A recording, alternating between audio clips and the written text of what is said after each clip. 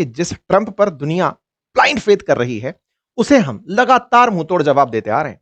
मरी हुई अर्थव्यवस्था ने पहले भी दिवाली पर कारनामा कर दिखाया था और अब एक बार फिर से कारनामा कर दिखाया जब यह हेडलाइन बनती है कि हमारी ग्रॉस डोमेस्टिक प्रोडक्शन, अर्थात अगर हमारे देश को हम एक सीमा रेखा में बांध दें और यह सीमा रेखा हमारा देश है, तो इस देश की सीमा में पैदा हुई वस्तुएं और सेवाएं, उनकी वैल्यू में 8.2% का इजाफा हुआ है क्वार्टर 2 के अंदर।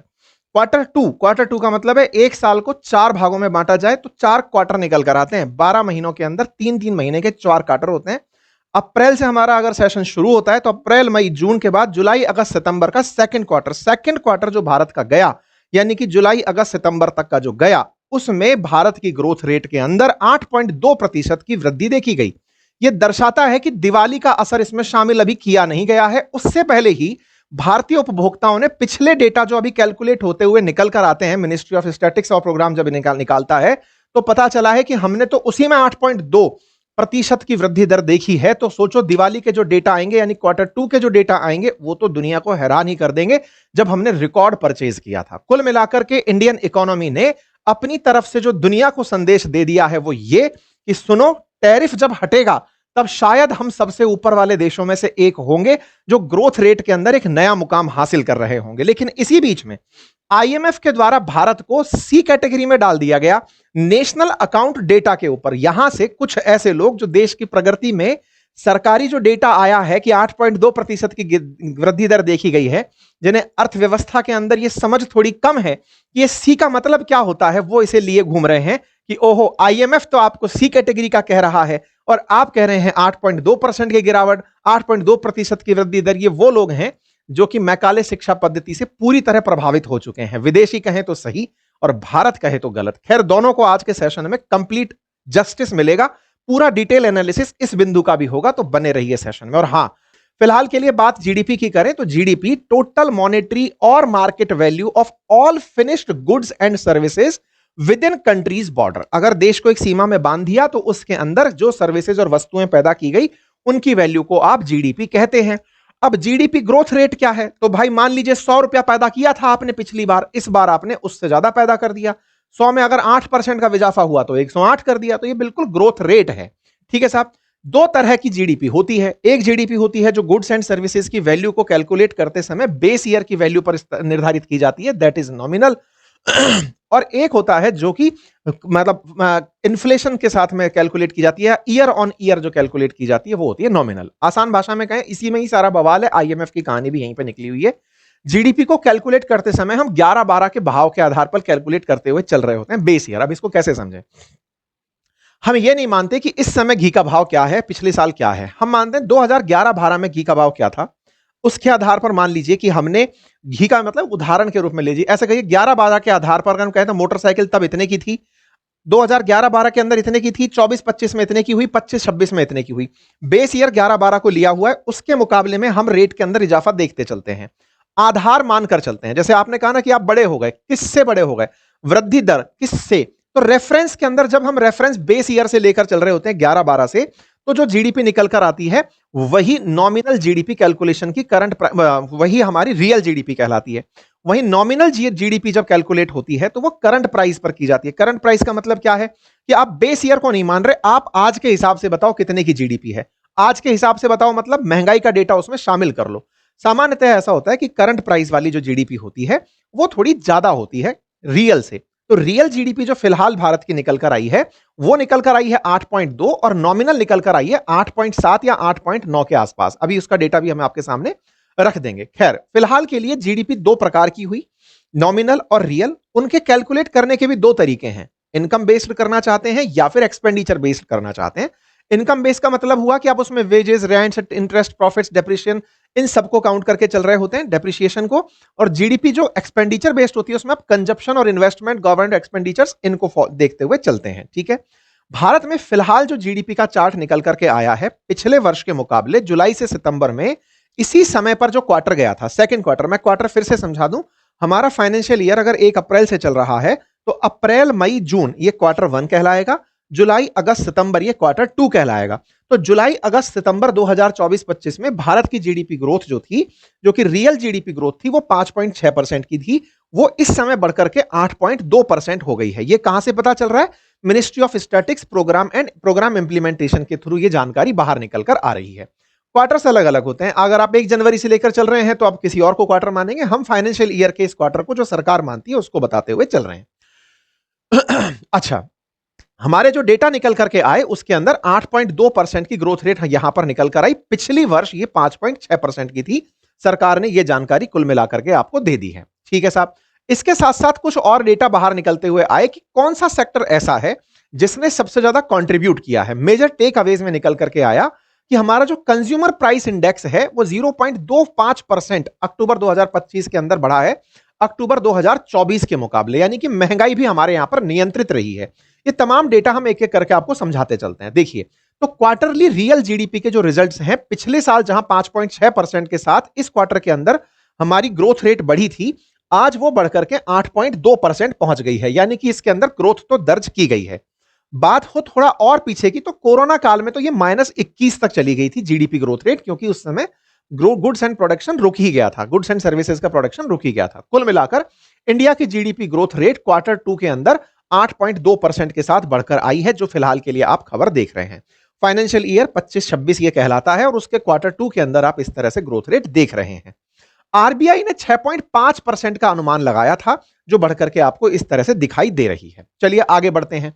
जहां तक बात हो क्वार्टर टू के साथ में, मतलब ये सारे के सारे डेटास को हम लेते चले, तो अब सवाल निकल कर आता है कि कौन सा सेक्टर ऐसा है, क्योंकि आपने कहा कि गुड्स एंड सर्विस पैदा की गई हैं एक साल के अंदर, उसकी वैल्यू में 8.2% के हिसाब से इजाफा हुआ है। सवाल बना कि ये जो पूरा जीडीपी कैलकुलेशन है, इसमें कौन से सेक्टर ने क्या ग्रोथ रेट दी है। तो देखो, मैन्युफैक्चरिंग सेक्टर ने 9.1%, कंस्ट्रक्शन सेक्टर ने 7.2%, सेकेंडरी सेक्टर्स ने 8.1% की ग्रोथ दर्ज की है, टर्सरी सेक्टर ने 9.2% की वृद्धि दर्ज की है, फाइनेंस रियल सेक्टर ने 10.2% की ग्रोथ देखी है, ग्रामीण डिमांड गवर्नेंस सेक्टर मैन्युफैक्चरिंग की रफ्तार ने इकोनॉमी को नया बूस्ट दिया है। अगर हम बात करते हैं आपके सामने सेक्टर वाइज ग्रोथ की, तो सेक्टर वाइज ग्रोथ में मैन्युफैक्चरिंग 9.1%, इलेक्ट्रिसिटी 4.4%, कंस्ट्रक्शन 7.2%। अगर हम ओवरऑल देखें तो फाइनेंस सेक्टर का ग्रोथ सबसे ऊपर निकल कर आ रहा है, पब्लिक एडमिनिस्ट्रेशन का निकल कर आता है, मैन्युफैक्चरिंग का निकल कर आता है। ये जो डेटा है ना, ये हमारी ग्रोथ रेट के अंदर चार चांद लगा रहा है। आप इसको ऐसे समझिए, पिछले वर्ष अगर 5.6% की ग्रोथ रेट थी इस क्वार्टर में और आज वो 8.2 हुई है, तो इसके पीछे मेजर चेंज क्या है? मेजर चेंज है मैन्युफैक्चरिंग सेक्टर के अंदर तगड़ा इजाफा। ये अपने आप में बहुत सी बातें कह रही है। पिछले साल इसी समय पर जो ग्रोथ रेट थी वो 2.2% थी, जो आज 9.1% है, यानी लगभग 7%, 6.9% का जो ये इजाफा है मैन्युफैक्चरिंग में। मैन्युफैक्चरिंग के अंदर निर्माण हो रहा है ना, तो निर्माण में लोगों के हाथ लगे हैं, लोग मिलकर काम कर रहे हैं, तो निर्माण में जब सहयोग लगा है, इसका मतलब रोजगार बढ़ा है। यहां पर जो समझने वाली बात क्या है, ये अपने आप में दर्शाता है कि रोजगार के अवसर इजाफे में बदले हैं। इलेक्ट्रिसिटी सेक्टर के अंदर भी ग्रोथ रेट देखी गई है, कंस्ट्रक्शन में थोड़ी कमी, तो वो वाला लेबर जो कहा जाए कि लेस स्किल्ड है, शायद उसके रोजगार में कमी हुई है। ट्रेड और होटल के अंदर जिसमें सर्विस सेक्टर इंक्रीज हो रहा है वो बढ़ा है। फाइनेंस और रियल एस्टेट में जहां पर सर्विस सेक्टर है उसके अंदर भी इजाफा दर्ज किया गया है। पब्लिक एडमिनिस्ट्रेशन के अंदर यानी कि सरकारी कामकाजों के अंदर भी वृद्धि हुई है। जो एग्रीकल्चर है उसके अंदर कमी आई है, यानी कि एग्रीकल्चरल ग्रोथ में कमी आई है डेफिनेटली, क्योंकि एग्रीकल्चर लेबर इंटेंसिव सेक्टर है। यहां का व्यक्ति निकलकर मैन्युफैक्चरिंग सेक्टर में शिफ्ट हुआ है या और सर्विस सेक्टर्स में शिफ्ट हुआ है। तो ये एक आमूलचूल चेंज है जो देखा जा रहा है। सेक्टर वाइज ग्रोथ को अगर आप देखें तो यहां से एक बहुत बड़ा पॉइंट जो निकल कर आता है वो ये कि हमारी इकोनॉमी में जॉब्स के अंदर भी इजाफा हुआ है, तब जाकर ये पॉइंट निकल कर आता है। अब बात की जाए अगर सेक्टोरल कंपोजिशन की, हमारे पूरे के पूरे ग्रॉस वैल्यू के अंदर साल की, तो हमारा फाइनेंस और रियल सेक्टर जो है वो 28% हमारी टोटल जीडीपी के अंदर कंट्रोल करता है। मतलब अगर हम 100 रुपए की बात कर रहे हैं कि हमारा अगर बास्केट 100 रुपए का है, तो उसमें मेजर स्टेक होल्डर कौन है? तो फाइनेंस और रियल एस्टेट और प्रोफेशनल सर्विस, एक तरह से टर्सरी सेक्टर हमारे लिए सबसे ज्यादा मायने रखता है। फिर ट्रेड, होटल, ट्रांसपोर्ट 18%, मैन्युफैक्चरिंग 18%। जब बात करते हैं कि हम चाइना के मुकाबले क्या कर पा रहे हैं, तो जिस दिन भारत का ये मैन्युफैक्चरिंग सेक्टर 50% पार कर जाएगा, मतलब भारत की कुल जीडीपी में सबसे बड़ा पाई इसका होगा, इसका हिस्सा सबसे बड़ा होगा, उस दिन भारत को कोई नहीं रोक पाएगा। भारत को आवश्यकता है इसे बढ़ाने की। क्या इसके लिए शुभ संकेत मिला है? बिल्कुल मिला है। भारत का मैन्युफैक्चरिंग सेक्टर जो हम बार बार मेक इन इंडिया करते हैं, क्या वो वाकई में एग्जीक्यूट हो रहा है? तो यहां से दिख रहा है कि हां सर, वो ग्रोथ दिखाई है तो टोटल बास्केट में उसका अंतर दिखा। लेकिन साथियों, जब तक ये बढ़ता नहीं जाएगा, मतलब अभी क्या है ना, देखो इकोनॉमी के 3 हिस्से हैं primary sector, secondary sector, tertiary sector. अर्थव्यवस्था में प्राइमरी सेक्टर माना जाता है जहां से आप सीधा बिना किसी मशीन के काम कर जाएं, जैसे एग्रीकल्चर को प्राइमरी सेक्टर में, माइनिंग को भी जनरली, क्योंकि वो मशीन से भी हो रही है और हाथ से भी हो रहा है, तो इसको बीच का सेक्टर मान लिया जाता है, लेकिन फिर भी ये प्राइमरी सेक्टर के लगे ढगे हैं, है ना। इससे जो निकलने वाले प्रोड्यूस हैं वो मशीनों से काम में लिए जाते हैं, वो सेकेंडरी सेक्टर है। और फाइनली जो फिनिश्ड गुड्स हैं उनको जो सर्विस के साथ ट्रीटमेंट दिया जाता है, बना हुआ जो पैसा है उसको सेटल किया जाता है, वो टर्सरी सेक्टर है। प्राइमरी सेक्टर जनरली जो डेवलपिंग कंट्रीज होती हैं या लीस्ट डेवलप कंट्रीज होती हैं, उनकी सबसे बड़ी ताकत होती है। तो भारत ने अपनी जीडीपी के अंदर इस वाले पोर्शन से तो निजात पा ली है। मतलब होला हमारा ये भी अच्छा चाहिए, लेकिन हां, हमारी जीडीपी का बड़ा स्टेक अगर सेकेंडरी और टर्सरी सेक्टर होता है तो हम अर्थव्यवस्था में डेवलपिंग और डेवलप्ड की तरफ जाते हैं। अब बात आती है सेकेंडरी सेक्टर में, हां यहां पर कौन सी चीजें हैं। ये सेकेंडरी सेक्टर है, ये सेकेंडरी इलेक्ट्रिसिटी प्रोडक्शन सेकेंडरी है, और सप्लाई सर्विस जो है वो सर्विस का पार्ट है, यानी सेकेंडरी टर्सरी सेक्टर में आ जाता है।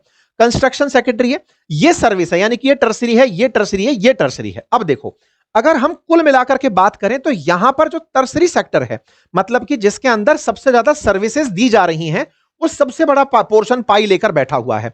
वहीं पर जिसके अंदर सेकेंडरी सेक्टर है, जहां पर मशीनें यूज में आ रही हैं, वो सेकंड लार्जेस्ट है, और थर्ड नंबर वाला सबसे कम पर बैठा हुआ है। हमें क्या करना है? अगर हम चाइना की तरह, देखो डेवलप्ड इकोनॉमीज में भी जनरली ये चीजें अच्छी होती हैं। डेवलप्ड इकोनॉमीज में टेक्नोलॉजी अच्छी होती है, फाइनेंस अच्छा होता है, और सर्विसेज अच्छी होती हैं। ओवरऑल अगर हम बात करें, वो इन्हीं सेक्टर्स के अंदर अपने स्टार्टअप्स और इंडस्ट्रीज चला रहे होते हैं। लेकिन जब इकोनॉमी, भारत जैसी इकोनॉमी को जो लेबर इंटेंसिव हो सकती है, जो ज्यादा लोगों को रोजगार देते हुए बड़ा होना चाहती है, जो चाइना जैसे स्तर को पार करना चाहती है, उसके लिए आवश्यक है कि ये नंबर्स हमेशा बढ़ें। हमारा कंस्ट्रक्शन सेक्टर की ग्रोथ बढ़े, हमारी मैन्युफैक्चरिंग सेक्टर की ग्रोथ बढ़े। इसमें हमारा पाई जितना बड़ा होगा, भारत सेक्टर वाइज जीडीपी में उतना अच्छा कहलाता चला जाएगा। तो कुल मिलाकर के ये आंकड़े अच्छे हैं, इन आंकड़ों को आप इग्नोर नहीं कर सकते। और अगर इस आंकड़ों को देखें और जिस तरह से ग्रोथ हो रही है, मतलब ये कहा गया कि अगर एक गाड़ी 40 किलोमीटर प्रति घंटे की रफ्तार से चल रही है, तो बताइए इतनी दूरी कितने समय में पूरी तय करेगी, या इतने साल में कितना समय, या इतने घंटे में कितना समय पूरा करेगी, दूरी तय करेगी।